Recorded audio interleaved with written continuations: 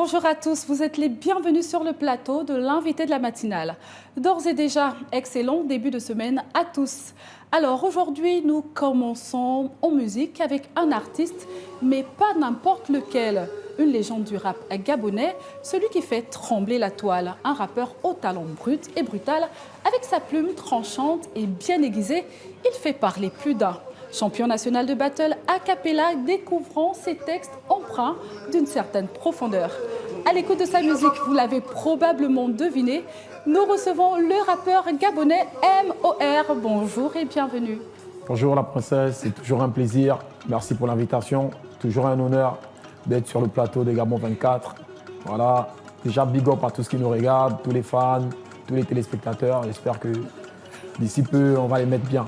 C'est un plaisir également de vous avoir sur ce plateau. Et effectivement, bonjour à tous nos téléspectateurs. Alors, nous sommes là pour parler de votre nouveau titre, celui qu'on entend justement. Déjà, dites-nous, Mukuyapindi. En langue Zébi, qu'est-ce que ça signifie? Mukuyapindi, c'est tout simplement le fantôme de la forêt. D'accord. En langue Zébi, c'est-à-dire le gardien de la forêt. Voilà.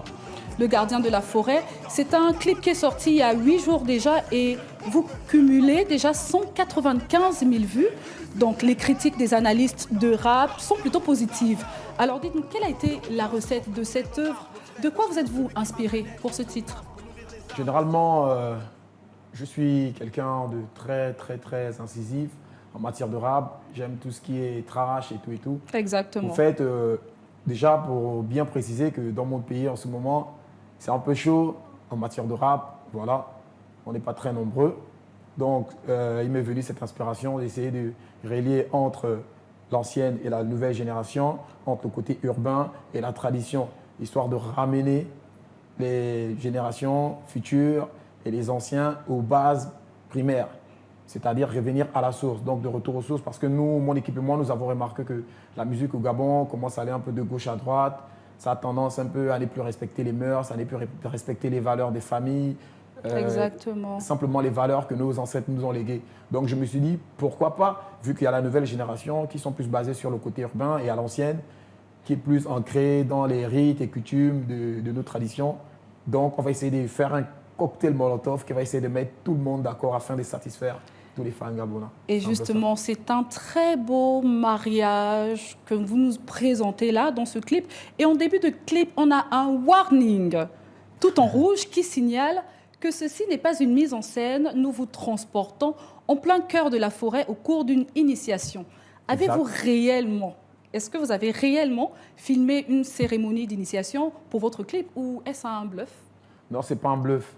Généralement, ceux qui sont initiés vont comprendre. Ceux qui ne le sont pas aussi, ils vont comprendre. Mais là, il y a l'art, il y a la tradition, il y a une partie de réalité. Mais comme c'est un clip, on ne peut pas dévoiler tous les secrets. Mais ce qui est sûr, c'est que ce qu'on a fait, c'est exactement ce qui se passe. Et déjà, pour tous les peuples bantous qui nous suivent, voilà, ce sont des peuples qui, avant d'aller en guerre, se préparaient d'abord rentrer dans des rituels pour pouvoir avoir la bénédiction des ancêtres, toute la force et être enfin prêt pour aller combattre l'ennemi extérieur. Et justement, ce sont des cérémonies secrètes et ce sont seulement les initiés qui peuvent accéder à un certain type de savoir. Alors toujours dans ce warning, vous parlez du rite d'Issoumba Buiti, de la tradition gabonaise. De quoi s'agit-il et pourquoi ce choix? Ce choix déjà, c'est parce que le Dissoumba, c'est la mère. Tu vois un peu? Le Dissoumba, pour ceux qui savent, c'est la mère. Avant que tu sois dans le Mbumbayano, etc. Je n'ai pas envie de rentrer en profondeur, de perdre, de vexer beaucoup de personnes. Exactement. Mais pour ceux qui ne savent pas ici, le Buti du Sumba, c'est la mère.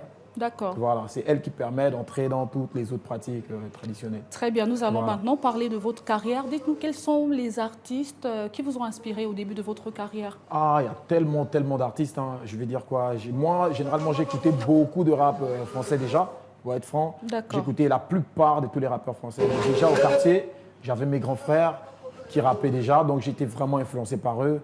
Donc en l'occurrence, je vais citer qui? Il y avait Chadem, La Morsure, ils étaient pleins, Satan MC dans mon quartier, Litérance, Black Phoenix. Au fait, La liste, elle est longue. J'ai peur de citer et d'oublier certains. En tout cas, Donc, nous retenons que la liste, elle est longue. Elle est très, très longue. Alors, au début de votre carrière, vous pratiquiez également de la danse et des arts martiaux. Ouais. Et en 2003, vous remportez des concours de danse.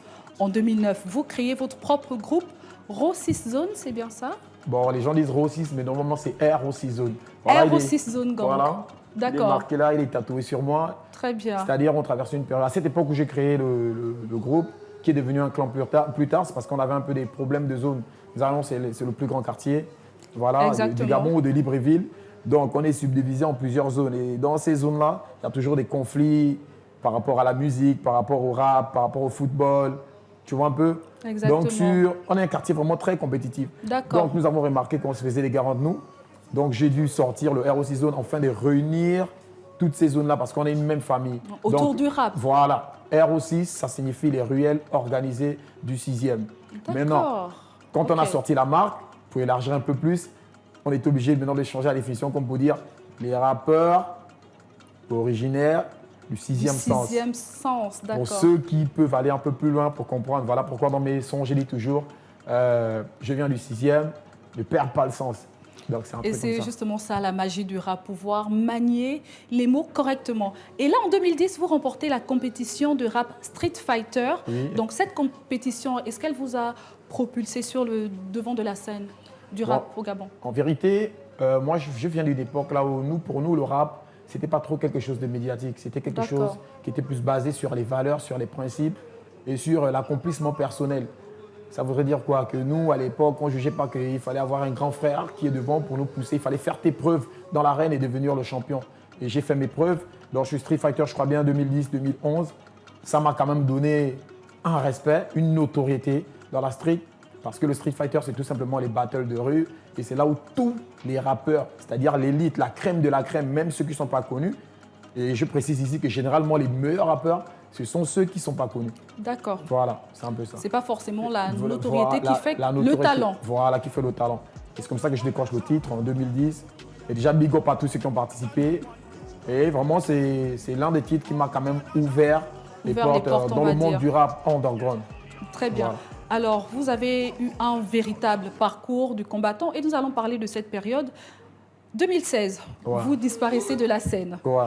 Année très chaude. Exactement, vous avez été, vous dites, accusé à tort de vandalisme. Alors, expliquez-nous brièvement cette histoire. Ouais, brièvement, je veux dire quoi? Vous savez, quand vous êtes déjà une référence dans votre quartier, ça veut dire que tous faits et gestes, sont scrutés.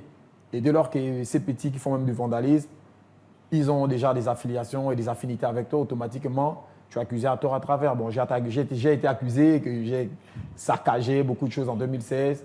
Voilà. De toute façon, en 2016, beaucoup de Gabonais n'étaient pas d'accord par rapport à ce que vous savez. Exactement. On ne va pas remuer le couteau dans la plaie. Voilà. J'ai fait comme tout le monde. J'ai manifesté ma part. Comme beaucoup d'autres ont manifesté leur part. Mais maintenant, le problème, c'est qu'à la fin, ils ont voulu mettre les parts de tout le monde sur moi. Et voilà, ça m'a valu un peu... Voilà, un petit exil du côté de mon village pour essayer de prendre du recul sur tout ça. Justement, cette période, vous avez disparu. Vous revenez en 2020 avec MIF pour matière inflammable sous le label Mapan Lifestyle. Lifestyle, exactement. En coproduction de RO6. Déjà, big up déjà mon grand fan parce que moi, je viens de loin et là où on vient, on n'oublie pas qui on est, là où ça a commencé. C'est important. Et il faut être toujours reconnaissant. Donc, Mapan Lifestyle, c'est une grosse collaboration. Voilà, avec KST Flofaz qui était directeur artistique et Hoffman qui était producteur. Et en même temps, j'avais ma petite sœur Maralès aussi et tous les autres rappeurs de Mapan Lifestyle. J'ai sorti la MIF, c'est-à-dire la matière inflammable. C'est mon premier street album. À la base, il était de 50 sons. Mais comme... 50. Voilà, comme... Ne vous reposez pas donc. Bah ouais, nous on fait que ça, rapper. Tu vois un peu dans le 6e, on vit que de ça. Nous on rappe même pour rien. C'est comme une forme de thérapie pour nous. Donc je sors la matière inflammable. Quand même, elle me propulse avec une grosse conférence de presse organisée par Mapan Lifestyle, en l'occurrence Hoffman. Voilà, on essaie de faire des bails, des concerts de gauche à droite et tout et tout. C'était une bonne époque. Une bonne époque. Donc, il y avait 50 sons dans le street album. On a sorti 24 parce qu'un album, c'est 120 minutes et un street album, c'est 80 minutes. Donc, on est obligé de diviser. Voilà. Et je l'ai posté gratuitement sur les réseaux. Pour ceux qui savent, un vrai passionné. Voilà, allez écouter La Matière Inflammable. Voilà, c'est du pur rap, c'est rien que la passion. Tu vas découvrir MOR dans toute sa splendeur. Très bien, nous avançons rapidement avec votre carrière pour terminer en 2023. Une autre consécration, vous remportez le titre de champion national de battle a cappella. Ouais. Donc, quel regard vous avez sur votre parcours aujourd'hui? Franchement, que de la fierté. Beaucoup d'honneur, mais que de la fierté.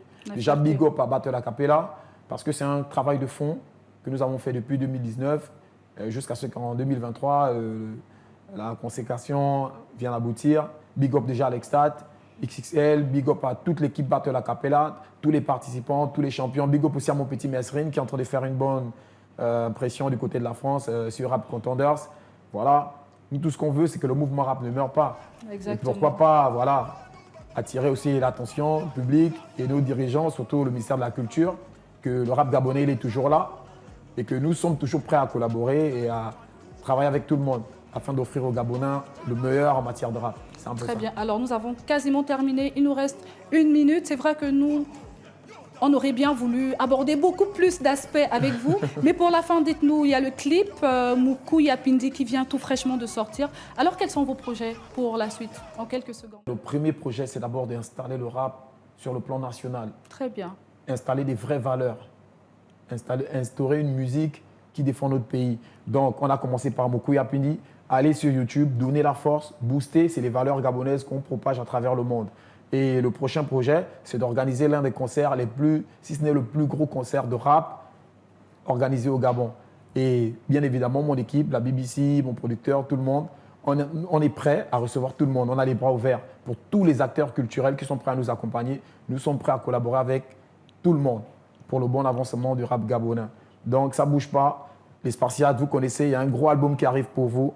Il s'intitule Talent pur. N'oubliez pas et restons fixés sur l'objectif. C'est la guerre, ça ne bouge pas. Brrr. C'est la guerre, ça ne bouge pas. Merci beaucoup, MOR, rappeur gabonais. Donc, nous attendons la date, bien sûr, avec impatience. Alors, nous avons parlé aujourd'hui de votre clip Moukou Yapindi qui vient tout fraîchement de sortir. C'était un plaisir de vous avoir sur le plateau de l'invité de la matinale. Le plaisir est partagé, ça ne bouge pas. On est ensemble, les gars, allez streamer. Ça arrive lourd à porter comme une grossesse de 20 mois. Pow! Exactement, merci beaucoup. Merci également à tous les Spartiates. Merci de nous avoir suivis, c'était un plaisir de vous servir. Maintenant, suivez Ferrel dans 24 nuances de slam. Et contre à moi, je vous dis à demain pour de nouvelles aventures. Au revoir.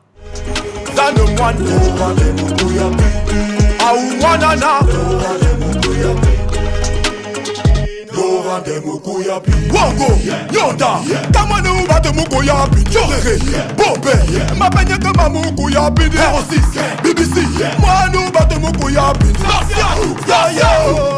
Yo Mukuyapi